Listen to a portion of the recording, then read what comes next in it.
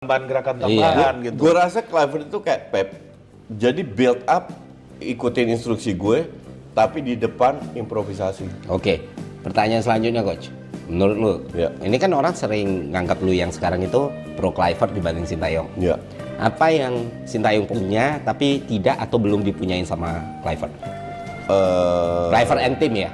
Biasanya dia nggak ada. Nggak, kalau di sini dia objektif. Nggak ada. Ada, pasti ada. Gue itu nggak pernah jelek-jelekin Sintayong. Iya, makanya pasti ada lah coach. Pasti. Ini kan ekspektasi netizen terhadap lu. Enggak, itu netizen IQ 78.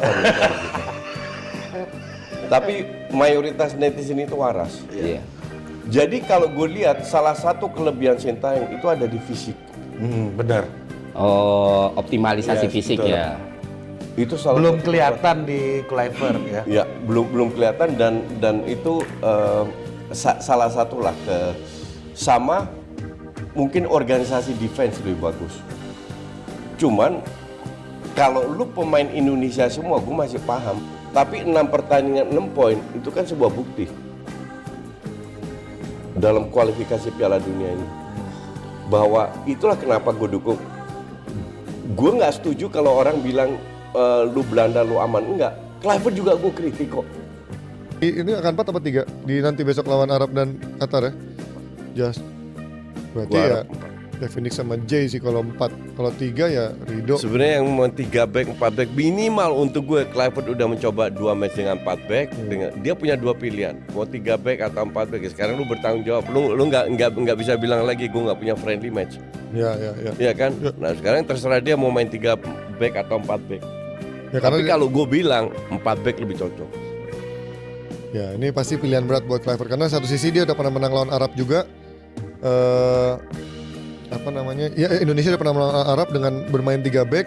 Kalau merubah kan ntar pasti ada kata-kata don't change the winning team tuh. Biasanya ada muncul kata-kata seperti itu kan ya.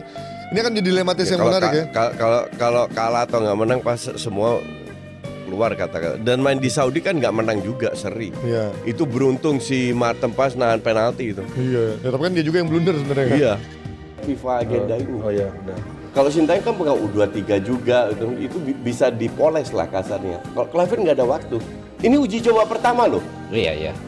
Dalam waktu baru 4 match, uji coba 2 langsung 2 match yang menentukan. Dia langsung Fair nggak kalau seandainya kita nggak lolos pecah dia? Kalau aku sih kalau output dan outcome nggak tercapai ya fair lah. Fair Kalau aja, target. Ya Fair kalau untuk targetnya, dipecat. iya targetnya target. Tapi lu juga tahu bahwa pelatih itu bukan tukang sulap. Gini, Butuh Coach. waktu. Iya kalau kenapa dia setujuin targetnya coach kalau kayak Iya, gitu kan iya. professional agreement. Iya, bagi gua coach Iya. Ya itu. Gua paham kenapa dia nggak lolos Piala Dunia. Ya. Tapi kalau itu kesepakatannya Di awal. dia harus Masalahnya kesepakatan kita nggak tahu. Iya, Nah, kalau iya, dia harus makanya. lolos gitu kan. Kalau kita kerja kan ada KPI coach. Iya. Kalau KPI nggak tercapai dan pemil Tapi dari secara apa ya? Secara argumen yang seperti lu omongin tadi bisa diterima. Ilmu Kluivert, kepelatihan nggak make sense. Ya, Waktunya make sense. terlalu pendek.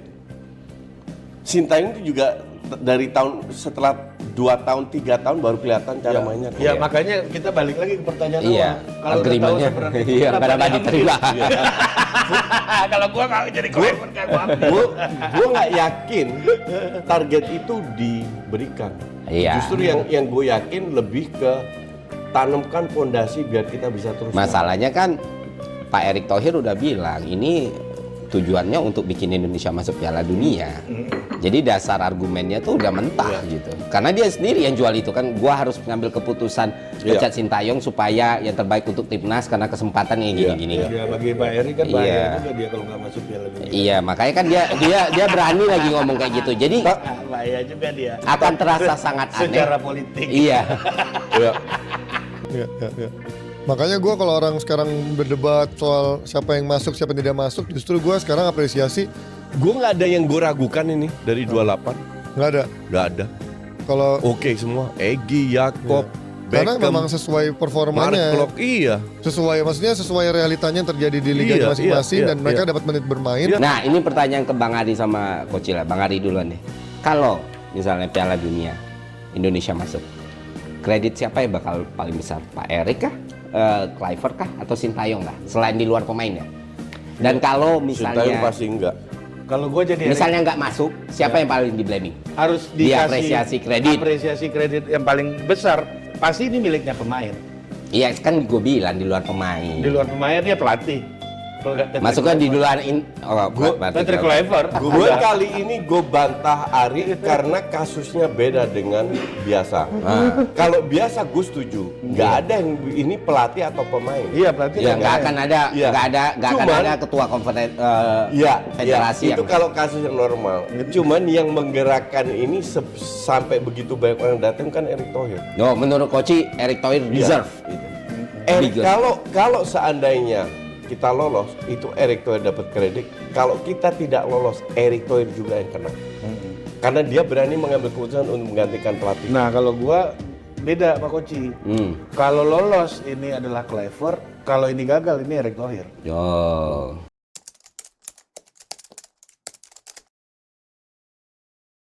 Murni pilihannya dia. Something that he needs to explain. Maka dari itu, dia pasang pemain di babak pertama ternyata nggak jalan. Nggak jalan. Oke, that's fine. Itu bisa terjadi dengan semua pelatih. Yes, Minimal lu ganti langsung di babak Langsung di kedua. babak kedua, Minimal benar. 2 pemain di babak kedua Iya. diganti. betul. Pergantian pemainnya tambah aneh, masih aneh. Iya. Gue sih ya sorry itu saya ini bukan ini Kluivert, Pastor sama Langsat 3-3 bertanggung jawab. Ya makanya dia mesti menjelaskan ini gitu.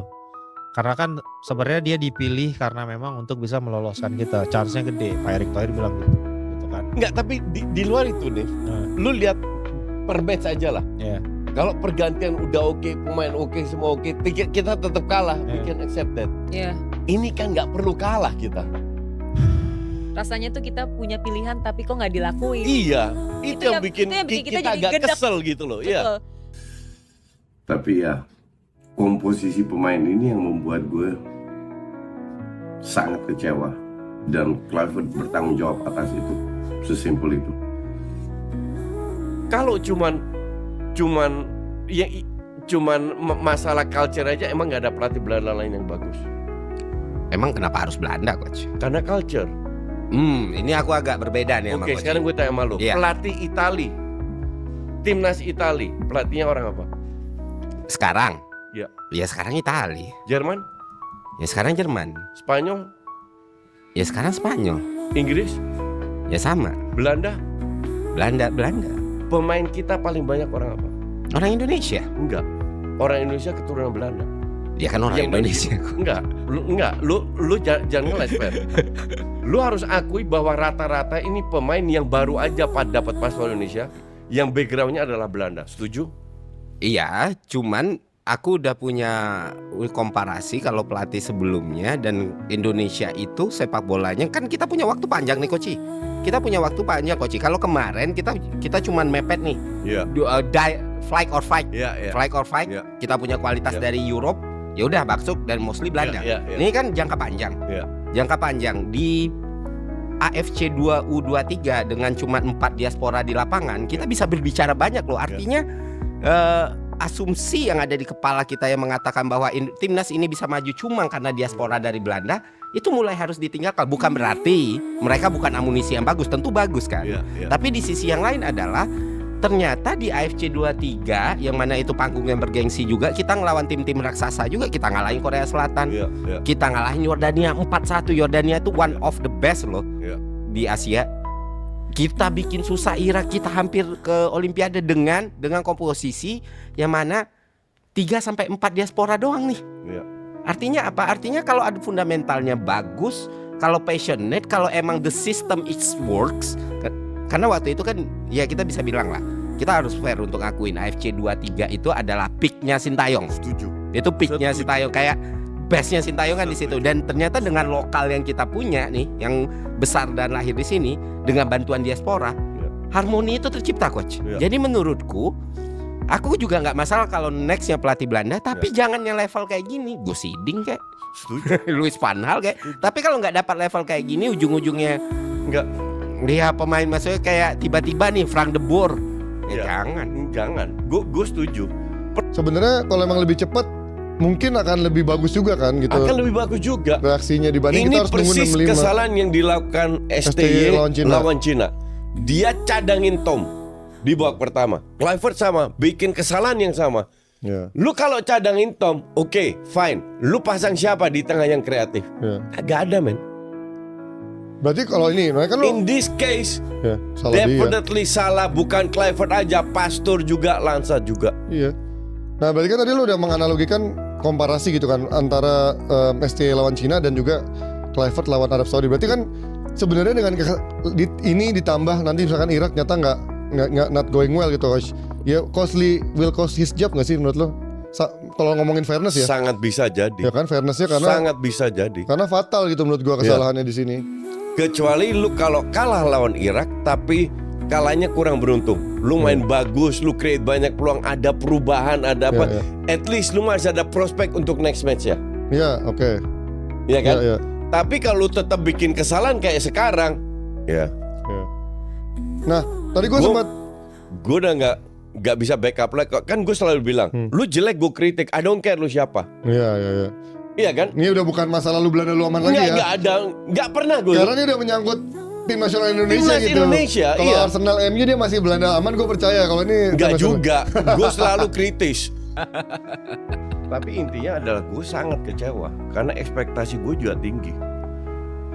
Gini, gue itu paling nggak suka dikit-dikit pecat, mundur. Itu bukan budaya yang bagus untuk membangun sesuatu. Tapi minimal dan bahkan kalau seandainya kita kalah lawan Saudi dan Irak, tapi kita bermain bagus, kita create banyak peluang, kurang beruntung, gue bisa terima. Dan gue yakin sebagian besar rakyat Indonesia bisa terima. Yang gue nggak bisa terima kan, what are you doing? Line up-nya begitu, lu tidak perbaiki. Nah, kalau kayak kita ngomongin sekarang dari PK-nya dulu, menurut lo as a fairness-nya PK-nya lanjut apa enggak? Gini, gue itu paling nggak suka Mematikan. instan ya. Oke. Instan proses itu gue bilang. Gue masih inget dan kita sering debat masalah ini. Ruben Amorim tahun lalu nggak pernah gue kritik kan? Iya benar. Iya kan? Iya. Ya, karena gue bilang butuh waktu. Iya. Oke, 8 bulan. Baru sekarang musim ini gue kritik kan. Sama dengan Maresca Chelsea. Iya. Sama dengan Sintayong. Apa yang gue lakukan is fix. Lu bagus gue dukung, lu jelek gue kritik. Ya. Itu kejadian dengan Sintayong pas lawan Cina, Cina. gue kritik. Nah abis itu kan gue lihat gue nggak happy dengan permainannya, ya kan? Nah PK awalnya gue dukung, nggak fair juga lu belum apa-apa kritik dia. Oke. Tapi yang lihat ini adalah di mana 2 match penting banget, terutama match pertama penting, karena match pertama bisa punya efek ke match kedua. Ya. Lu setelah 8 bulan harusnya lu tahu pemain lu karakternya kayak apa. Karena itu aja kan. Ya. Gak ada yang pemain baru mendadak datang yang kita nggak tahu apa-apa. Kan kita tahu semua karakternya kayak apa. Lu mengambil keputusan salah dengan line up dan lu tidak memperbaiki. Untuk gue ini fatal. Jadi selama 8 bulan ini pakemnya berubah terus, pemainnya berubah terus. Itulah alasan untuk gue untuk tidak melanjutkan. Karena dasarnya nggak ada. Kalau dasarnya ada, pakemnya bagus, main bagus, create peluang, kita kalah, minimal dasarnya ada untuk ke depan. Ini dasar nggak ada, my friend. Jadi nggak ada dasar juga untuk mempertahankan. Makanya gue bilang, Kluivert out. Harus pecat. Pecat. Oke. Entah penggantinya siapa, ini kan tergantung dana juga. Oke. Kita kan next big eventnya itu kan Piala Asia 2027. Ini peran Pastor yang nggak pernah orang bahas juga. Kluivert bilang, Danny Lansat pegang menganalisis lawan. Oke? Gue sama Pastor pegang tim utama. Dia bilang gitu di media. Nah pertanyaan gue adalah, seberapa besar peran Pastor mengambil keputusan untuk menurunkan line up dan tidak menggunakan pergantian pemain pada waktunya? Kalau dia atau kalau mereka berdua mengambil keputusan itu ya sama aja sama Pak Pastor. Jadi mending cabut aja gitu. Mending cabut aja. Tapi kalau dia tidak dilibatkan, ya mungkin Pastor lebih bisa diterima. daripada PK ini. Nggak ngerti juga kenapa. Tapi kan kembali lagi ke dana. Apakah Pastur pertahankan sampai Piala Asia? Enggak. Kita lihat Pastur seperti apa dulu. Kasih kan banyak friendly match juga. Jadi caretaker gitu. Ya, jadi Intern. caretaker sementara 6 bulan sampai setahun. Kalau seandainya nggak cocok juga, baru lu ganti. Tapi kan PK harus benar-benar as soon as possible sih harusnya. Iya, setuju. Kalau Karena emang gue udah tidak lihat dasarnya lagi untuk mempertahankan. mendukung dia. Kalau itu Kalau lolos. aku ya, kalau misalnya dalam posisi Pak Erik nih sekarang, karena kan orang udah tahu sebagai ketua federasi, ya dia masuk lebih dalam, masuk sangat dalam. Iya. Baik dari PR, baik segala macam. Artinya ada responsibility. Kita nggak nyalahin apa yang dilakukan Pak Erik Thohir. Tiap orang punya metode Itu masing-masing. selera dia. Iya. Tapi at the end of the day, kalau sudah sedalam itu, kalau aku ya, aku mundur. Mundur. Karena kalau dibilang, wah nanti nggak fight atau nanti belum tahu yang lebih baik, ya itu gejala post power syndrome sih. Kalau selalu ngerasa kalau bukan gua nih nggak akan bisa lebih bagus. Karena ini kan sesuatu yang udah gua fight dan gua tarungin nih. Ya tapi sepak bola Indonesia itu kan berjalan terus tanpa masuk atau enggak di Piala Dunia. Iya betul, Dan betul. dalam Coach. sepak bola itu kan butuh waktu proses. Iya betul coach. Kalau aku jadi dia, Iya. karena tahu hal tersebut, kan orang harus tahu kapan enough-nya ya. Karena Iya, betul. semua pemimpin kalau mentalitasnya kalau bukan gua, ini nggak bakal beres. Ya itulah fasisme lahir Enggak. gitu loh. Gue bantah karena dia itu baru 2 tahun. Fasisme lahir kalau dia sudah lama. Negaranya sudah stabil tapi tetap punya post power syndrome. Nah itu kan karena balik lagi basis argumen kita kan. Stabil ini juga relatif coach kan. Iya. Nah balik lagi kalau basis argumennya tadi alasan nggak mundurnya karena wah kalau bukan gua sepak bola hancur. Dan itu ini nggak terbukti bisa. fair. Iya. Bentar, ini terbukti fair.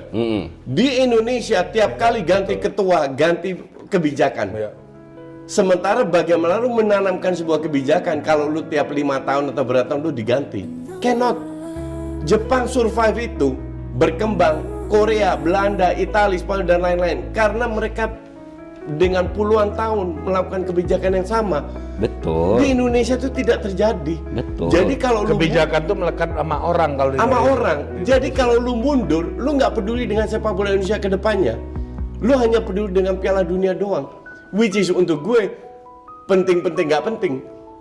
Karena sekarang kebijakan udah bener. Dia tunjuk Kraft, dia tunjuk Spheres sebagai dirtek, dia tunjuk Tamata sebagai scouting, dia tunjuk Vandenberg, dia tunjuk Van Kempen sebagai play to the. Karena dia punya visi untuk membangun sepak bola Indonesia dengan filosofi yang sama. Betul.